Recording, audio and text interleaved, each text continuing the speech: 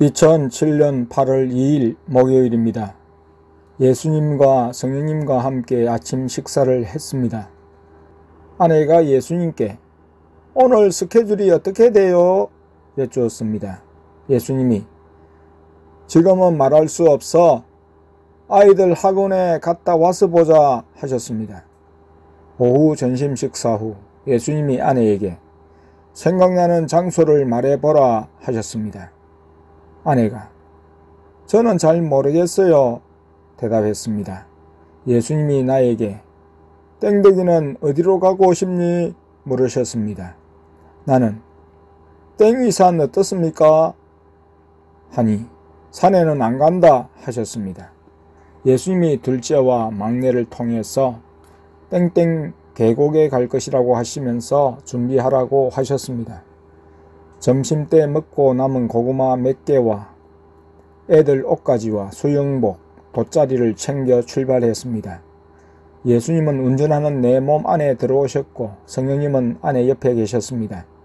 아파트 모델하우스 앞 신호등에 멈추었다가 예수님께 마트에 들려가도 되겠습니까? 하여 땡땡마트에서 튜브에 바람을 넣는 펌프와 시원한 샘물 2개를 구입해서 땡땡 계곡으로 향했습니다. 계곡으로 갈 때 물놀이를 하고 젖은 옷차림으로 걸어 내려오는 일행도 있었습니다. 장류에서 창원으로 가는 다리 밑 계곡에 사람들이 빼곡하게 피스를 하고 있었습니다. 그쯤 차를 대려고 하니까 예수님이 더 위로 올라가자고 하셔서 작년 땡땡이네와 함께 놀았던 지점에 주차하고 언덕길로 계곡에 내려갔습니다. 이미 많은 사람들이 텐트를 치며 돗자리를 깔고 음식을 먹고 이야기를 하고 있었습니다. 아이들은 저마다 계곡 흐르는 물에서 물놀이에 열중이었습니다. 작년에 놀았던 작은 폭포 웅덩이는 보이지 않았습니다. 보 바로 밑에 물이 떨어지면서 생긴 위험한 못 같은 웅덩이는 없어졌습니다. 올해에는 볼을 튼튼하게 시멘트로 부어 만들고 물 떨어지는 곳도 시멘트로 견고하게 만들고 아래쪽으로 5m까지는 큰 돌로 팽팽하게 채워 더 이상 파이지 않게 해 놓았습니다. 물이 내려가는 곳에는 계단식으로 만들어 고기가 오르내릴 수 있게 했습니다. 보가 있는 곳에 아이들이 튜브를 타며 많이 놀고 있었는데 얕아서 그런지 흙탕물도 보였습니다. 부모와 함께 온 많은 아이들이 서로 물장난을 하며 재미있게 놀았습니다. 우리 가족은 보 밑 넓은 돌을 박아 둔 곳에 자리를 폈습니다. 둘째와 막내 튜브에 바람을 넣어 주었더니 보 안에서 놀았습니다. 예수님과 성령님도 반바지 차림에 수영복으로 갈아입으시고 보의 물 위를 뛰어다니시기도 하시고 재미있게 수영을 즐기셨습니다. 예수님과 성령님이 바가지에 물을 담아서 우리에게 끼얹으시고 얼굴과 몸에 물을 퍼 부으시기도 하셨습니다. 자녀들이 아래쪽에 고기가 있다고 하자 예수님과 성령님도 고기를 잡고자 하시며 물에서 노셨습니다. 자녀들에게 물고기가 어디에 있는지 손짓으로 가르쳐 주시기도 했습니다. 막내가 입이 새파래져서 뭐라고 하자 예수님도 물에 오래 계셔서 입이 새파래진 모습을 보이시기도 하셨습니다. 열심히 노시던 예수님과 성령님이 볼이 쑥 들어가 홀쭉해지신 얼굴을 하셨습니다. 많이 노셔서 배가 고프다는 표정을 만드신 거였습니다. 그래서 가져온 고구마와 물을 챙겨 드렸습니다. 물놀이를 마치고 오는 길에 아내가 예수님께 오늘 저녁은 뭐로 할까요? 맛있는 것으로 해요 하니까 예수님이 첫째가 오면 먹자고 하셨습니다. 첫째가 보충 수업을 하고 왔을 때 예수님이 시원한 것을 드시고 싶다고 하셨습니다. 그래서 함흥냉면으로 결정했습니다. 여러 음식점을 고르다가 예수님이 첫째에게 어디로 갈까? 땡땡군요. 30m 거리에 있는 땡땡군으로 가기로 했습니다. 예수님이 특별히 첫째를 챙기셨습니다. 거기서 예수님과 성령님은 함흥냉면을 드셨고 자녀들이 먹는 갈비탕도 드셨습니다. 땡땡 계곡에 있을 때 땡 권사님으로부터 전화가 왔습니다. 어젯밤 시간에도 전화가 온 것을 확인했지만 예배 시간이었고 늦은 시간이라 지나갔었습니다.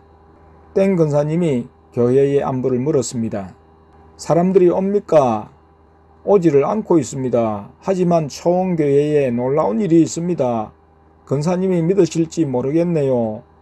목사님이 그렇게 말씀하니까 더 궁금해집니다. 했습니다. 자녀들이 나에게 방언을 받고 저녁마다 방언 기도를 하다가 일주일 만에 자녀들에게 영안이 열려진 이야기를 해드렸습니다. 예수님과 성령님의 방문 이야기도 해드렸습니다. 휴대전화 음질이 불량하자 땡 권사님이 전화를 끊고 다시 하시겠다고 했습니다. 전화를 끊고 5분쯤 지나 사무실에서 전화를 해 오셨습니다. 수원에 소재하는 회사 연구원으로 있는 아들이 출근할 때와 퇴근할 때를 오가면서 하루 2시간을 방언으로 기도를 했는데 어느 날 하나님이 눈알이 튀어나올 정도로 입을 열어 젖히셨다고 했습니다.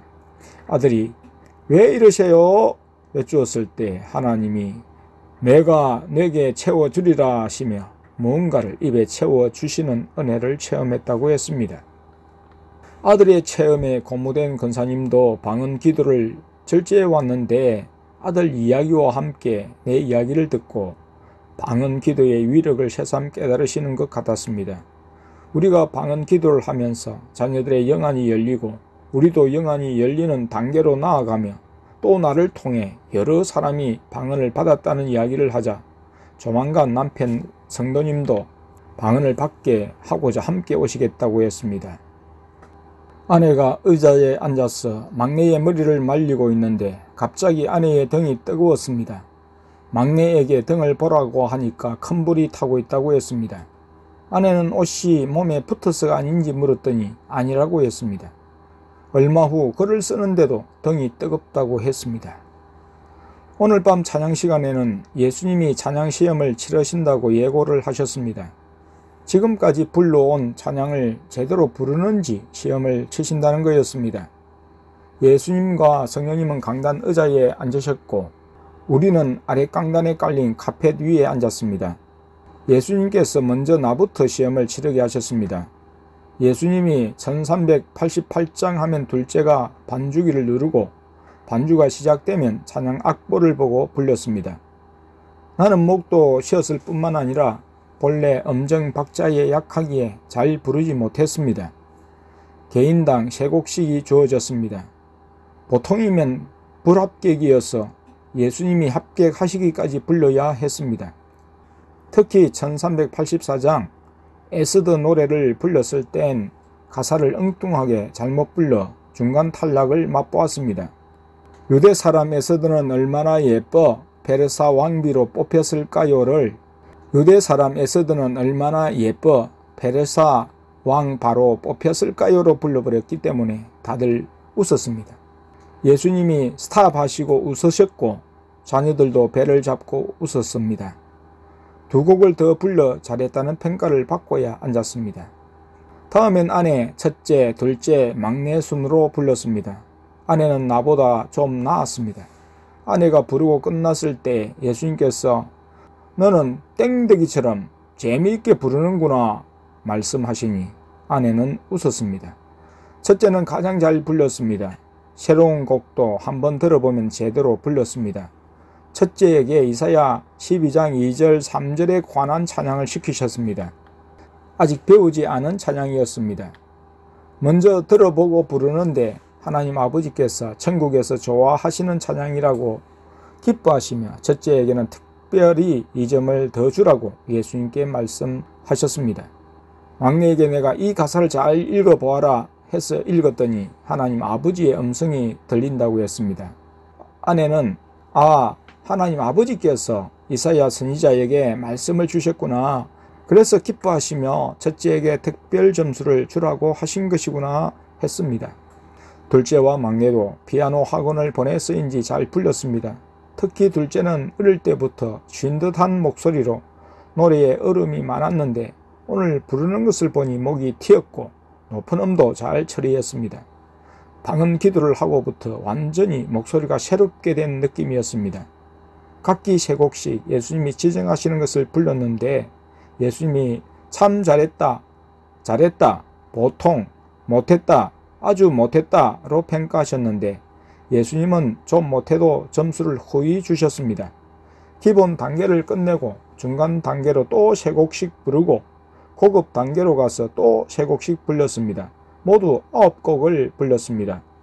그리고 부른 찬양장을 모두 써내는 시험이 있었습니다. 자기가 부른 9곡의 찬양을 빈 종이에 써내면 예수님이 점수를 매기시고 기도 항아리에 기도를 채우는 데 반영하시겠다고 하셨습니다. 영안이 열리는 기도와 관계가 있었습니다. 영안이 열린 둘째가 각각의 찬양장이 쓰인 종이를 받아들고 예수님이 매긴 점수를 발표했습니다. 첫째가 1등, 막내가 2등, 둘째가 3등, 아내 4등, 나 5등이었습니다. 종합평가는 영안이 열린 두 자녀를 제하고 점수 대비로 나는 3%, 아내는 5%, 첫째는 9%로 반영이 되어 기도 항아리에 채워졌습니다.